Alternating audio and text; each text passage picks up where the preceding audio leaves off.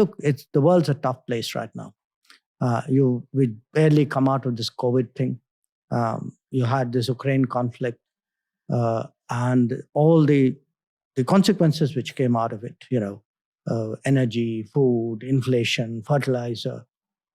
If we had not handled it well, we actually, the Indian consumer today, the average person, you and me, it would have actually hit us in our pockets.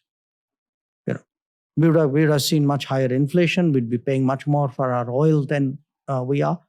So I'm actually looking at the world where everything is coming at me at the same time. There's a health issue coming at me. There's an energy issue coming at me.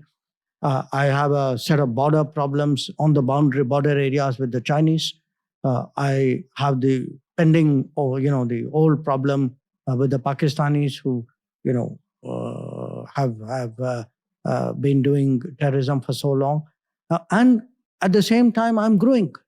My people are traveling abroad. And for me, one big part is how, foreign policy is not a kind of a board game or an academic exercise. It actually affects every person.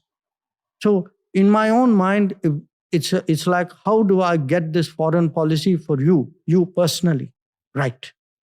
How do I secure you when you travel? How do I look after you when you get into problems? How do I make sure if you're a student that you can work on the side and support yourself? Or that, you don't have to wait for 2.5 years for a visa by a foreign embassy. So it's, as I said, I've also learned it's the small things, it's the big things. You got to get them both right.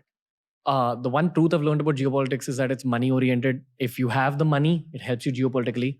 The second truth I've learned is that, and this I've learned in the last 3 days speaking to the cabinet ministers, all right, is that the role of entrepreneurs is just do your own thing, create employment, increase the exports of the country, help the country become richer. Would you like to give the youth and especially entrepreneurs any other geopolitical advice when it comes to this? I don't want to use the phrase India versus China, but this whole scenario. How can we help? No, I think you're smart not using that phrase India versus China for this reason. Yes, we have issues with China, but that's not the only issue. I mean, we have to be fundamentally competitive. If I